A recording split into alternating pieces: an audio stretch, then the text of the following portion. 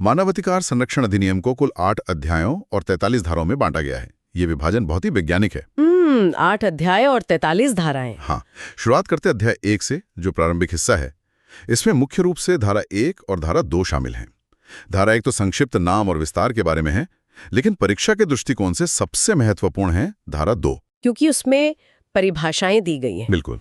धारा 2 में मानवाधिकार की एक बेहद सटीक एकेडमिक परिभाषा दी गई है। इसके अनुसार मानवाधिकार का अर्थ उन अधिकारों से है जो व्यक्ति के जीवन, स्वतंत्रता, समानता और गरिमा से संबंधित है और जिन्हें संविधान या अंतर्राष्ट्रीय अनुबंधों द्वारा गारंटी दी गई है। इस परिभाषा में जो सबसे ध्यान देने योग्य अकादमिक और कानूनी पहलू है, वो है संविधान और अंतर्राष्ट्रीय अनुबंधों का एक ही वाक्य में एक साथ उल्लेख होना। ये कोई छोटी बात नहीं है। मतलब ये इसे एक व्यापक दायरा देता है। बिल्कुल।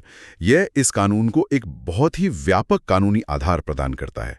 इसका सीधा सा अर्थ यह है कि भारत में मानवाधिकार केवल वहीं तक सीमित नहीं है जो हमारे संविधान के भाग 3 में मौलिक अधिकारों के रूप में लिखे गए हैं। अच्छा, तो अंतर्राष्ट्रीय समझौते भी इसमें शामिल है? हाँ, यदि भारत सरकार ने वैश्विक स्तर पर किसी अंतर्राष्ट्रीय मानवाधिकार समझौते पर हस्ताक्षर किए हैं, तो इस अधिनियम के तहत उन अधिकारों का संरक्षण भी स्वतः सुनिश्चित हो जाता है।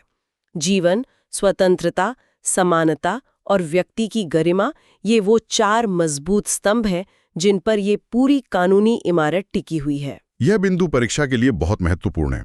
यानी ये केवल कागजी अधिकार नहीं है, बल्कि अंतर्राष्ट्रीय वादों को जमीन पर उतारने का एक बहुत ही ठोस कानूनी तरीका भी है। एकदम सही कहा। और इसी कानूनी तरीके को लागू करने के लिए जो सर्वोच्च संस्था बनाई गई है, वो है राष्ट्रीय मानवाधिकार आयोग यानी NHRC।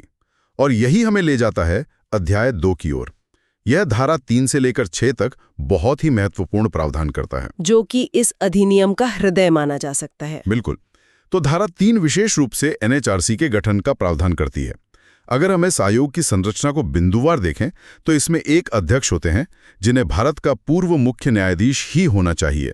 केवल पूर्व मुख्य न्यायाधीश। हाँ, और सदस्यों की बात करें तो एक सदस्य सुप्रीम कोर्ट का पूर्व न्यायाधीश होना चाहिए, एक सदस्य हाई कोर्ट का पूर्व मुख्य न्यायाधीश होना चाहिए और 2 ऐसे सदस्य होने चाहिए जिनके पास मानवाधिकारों से संबंधित मामलों का विशेष ज्ञान हो। और इसके अलावा पदेन सदस्यों का भी तो प्रावधान है। बिल्कुल।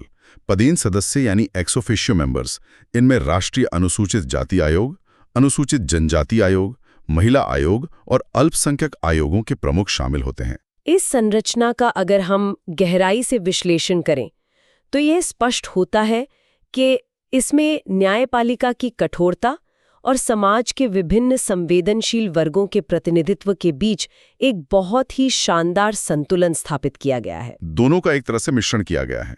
हाँ, भारत के पूर्व मुख्य न्यायाधीश और पूर्व न्यायाधीशों की उपस्थिति ये सुनिश्चित करती है कि आयोग के पास सर्वोच्च स्तर की कानूनी समझ हो। वहीं दूसरी ओर जो मानवाधिकार विशेषज्ञ होते हैं वे जमीनी हकीकत का ज्ञान लेकर आते हैं और पदेन सदस्यों को एक साथ लाने से सभी संस्थाओं के बीच एक मजबूत समन्वय स्थापित होता है। तो एक समग्र दृष्टिकोण बन पाता है। बिल्कुल। जांच अलग अलग टुकड़ों में होने के बजाय एक बहुआयामी दृष्टिकोण से की जा सकती है। आयोग का ये ढांचा तो स्पष्ट हो गया, लेकिन अब सबसे बड़ा सवाल ये उठता है कि इतनी अधिक शक्ति वाले इस आयोग में सदस्यों को चुनेगा कौन? और यहीं पर धारा 4 की नियुक्ति प्रक्रिया आती है। सदस्यों और अध्यक्ष की नियुक्ति राष्ट्रपति द्वारा की जाती है, लेकिन एक 6 सदस्यीय चयन समिति की सिफारिश पर। और ये समिति बहुत उच्च स्तरीय होती है। बहुत ही ज्यादा। इसके अध्यक्ष स्वयं भारत के प्रधानमंत्री होते हैं। उनके अलावा लोकसभा अध्यक्ष, गृह मंत्री, लोकसभा में विपक्ष के नेता, राज्यसभा में विपक्ष के नेता और राज्यसभा के उपसभापति इस समिति के सदस्य होते हैं। यहाँ सबसे दिलचस्प बात यह है कि इस समिति की संरचना कितनी द्विदलीय और पारदर्शी रखी गई है। द्विदलीय मतलब सत्ता और विपक्ष दोनों का होना। ये एक बहुत बड़ा फैक्टर है। बिल्कुल है। जरा सोचिए, एक तरफ सत्ता पक्ष के शीर्ष चेहरे हैं, प्रधानमंत्री और गृह मंत्री, दूसरी तरफ विधायिका के प्रमुख हैं। लेकिन जो बात इसे सबसे अधिक स्वतंत्र बनाती है वो है दोनों सदनों से विपक्ष के नेताओं की अनिवार्य उपस्थिति। क्योंकि मानवाधिकार हनन के आरोप अक्सर सरकार या उसकी एजेंसियों पर ही लगते हैं। एकदम सटीक बात। ऐसे में अगर आयोग के सदस्य केवल सरकार द्वारा चुने जाएंगे तो निष्पक्षता पर हमेशा सवाल उठेंगे। जब सत्ता पक्ष और कड़ा विरोध करने वाला विपक्ष दोनों एक ही मेज पर बैठकर नामों पर आम सहमति बनाते हैं, तो इससे आयोग की पूर्ण स्वतंत्रता सुनिश्चित होती है। ये तो बहुत ही सशक्त व्यवस्था है। अब इसके बाद धारा 5 और 6 को देखते हैं, जो हटाने की प्रक्रिया और कार्यकाल से जुड़ी हैं।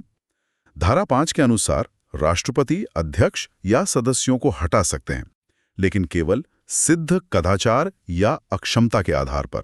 मतलब ऐसे ही किसी को भी नहीं हटाया जा सकता। नहीं, ठोस आधार चाहिए। और धारा 6 कार्यकाल तय करती है, जो कि 3 वर्ष या 70 वर्ष की आयु तक होता है, जो भी पहले पूरा हो जाए। और ये 70 वर्ष की आयु सीमा का प्रावधान भी बहुत गहरी सोच समझ के साथ रखा गया है। अक्सर ये सवाल उठता है कि सेवानिवृत्ति की आयु इतनी अधिक क्यों है? हाँ, सामान्यतः तो 65 या 60 होती है। इसका बहुत ही सीधा सा अकादमिक कारण है।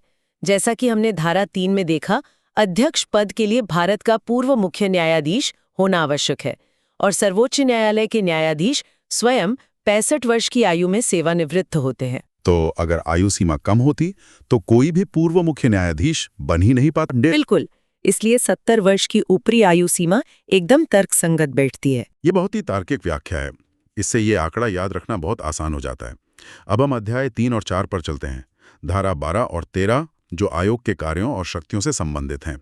धारा 12 आयोग के कार्यों को सूचीबद्ध करती है, जो कि काफी विस्तृत है। हाँ, जैसे मानवाधिकार उल्लंघन की जांच करना, जेलों और हिरासत केंद्रों का दौरा करना, सुरक्षा उपायों की समीक्षा करना, अनुसंधान और जागरूकता को बढ़ावा देना और मुआवजे की सिफारिश करना। इन कार्यों की सूची को अगर देखा जाए तो पता चलता है कि कानून निर्माताओं ने आयोग की भूमिका को केवल प्रतिक्रियात्मक नहीं रखा है। मतलब सिर्फ शिकायत आने पर ही काम नहीं करते। हाँ, बल्कि इसे बहुत हद तक निवारक और सुधारात्मक भी बनाया है। जेलों का औचक निरीक्षण करने की शक्ति पूरी व्यवस्था में एक तरह का डर और जवाबदेही पैदा करती है। और यहाँ विषय वास्तव में अत्यंत रोचक हो जाता है जब हम धारा 13 की बात करते हैं। ये धारा एनएचआरसी को दी गई शक्तियों से संबंधित है। कानून स्पष्ट रूप से कहता है कि जांच करते समय आयोग के पास एक सिविल कोर्ट यानी दीवानी अदालत के समान शक्तियां होंगी। ये सबसे महत्वपूर्ण बिंदु है। बिल्कुल, वे गवाहों को समन कर सकते हैं, दस्तावेजों की मांग कर सकते हैं और साक्ष्य की जांच कर सकते हैं। इसके साथ ही धारा 14 यह प्रावधान करती है कि आयोग पुलिस या विशेष जांच एजेंसियों की सेवाओं का उपयोग भी कर सकता है। और इन शक्तियों का होना ही वास्तव में एनएचआरसी को एक दंतहीन सलाहकार समिति से अलग करके एक प्रभावी और शक्तिशाली जांच एजेंसी में बदल देता है। क्योंकि लोग सोचते हैं कि आयोग केवल रिपोर्ट लिख सकता है। यही तो भ्रम है। सिविल कोर्ट की शक्तियां मिलने का वास्तविक अर्थ बहुत गहरा है। यदि आयोग किसी जिले के डीएम या एसपी को गवाही के लिए समन भेजता है तो वे इसे टाल नहीं सकते, उन्हें उपस्थित होना ही होगा। तो ये तो हो गई राष्ट्रीय स्तर की मशीनरी। अब हम अध्याय 5 और 6 की चर्चा करते हैं, जो राज्य स्तर पर तंत्र बनाते हैं। धारा 21 स्पष्ट रूप से राज्य मानवाधिकार आयोग यानी एसएचआरसी के गठन का प्रावधान करती है। संरचना तो इसकी भी एनएचआरसी जैसी ही होती है। हाँ, अध्यक्ष हाईकोर्ट के पूर्व मुख्य न्यायाधीश होते हैं और सदस्य भी उसी स्तर के होते हैं। तो इस सब का वास्तविक अर्थ क्या है? जब राष्ट्रीय स्तर पर एक शक्तिशाली आयोग पहले से ही मौजूद है, तो हर राज्य में अलग आयोग बनाने की क्या आवश्यकता है? ये प्रशासनिक और भौगोलिक दृष्टिकोण से एक बहुत ही प्रासंगिक बिंदु है। भारत जैसे विशाल और अत्यधिक जनसंख्या वाले देश में हर छोटे बड़े मामले को दिल्ली में बैठे एक राष्ट्रीय आयोग द्वारा संभालना व्यवहारिक रूप से बिल्कुल असंभव है। ये तो सच है। इसीलिए शक्तियों का विकेंद्रीकरण आवश्यक हो जाता है। धारा 21 इसी विकेंद्रीकरण का कानूनी रूप है। इससे पीड़ितों को न्याय मांगने के लिए एक स्थानीय और सुलभ मंच मिल जाता है। और इसी न्याय को और अधिक तेज बनाने के लिए अध्याय 6 की धारा 30 आती है, जो मानवाधिकार न्यायालयों के गठन से संबंधित है। इसमें राज्य सरकारें त्वरित सुनवाई के लिए प्रत्येक जिले में विशेष अदालतों की स्थापना कर सकती हैं। अगर हम इसे व्यापक दृष्टिकोण से जोड़ें तो किसी भी न्यायिक प्रणाली में समय पर न्याय मिलना स्वयं एक मौलिक मानवाधिकार है। Justice delayed is justice denied, यानी न्याय में देरी न्याय न मिलने के ही समान है। हमारी सामान्य अदालतों पर तो मुकदमों का भारी बोझ वैसे भी है। इसीलिए धारा 30 विशेष अदालतों की स्थापना सुनिश्चित करती है, ताकि ऐसे संवेदनशील मामलों को सामान्य मामलों की भीड़ से अलग निकालकर प्राथमिकता दी जाए।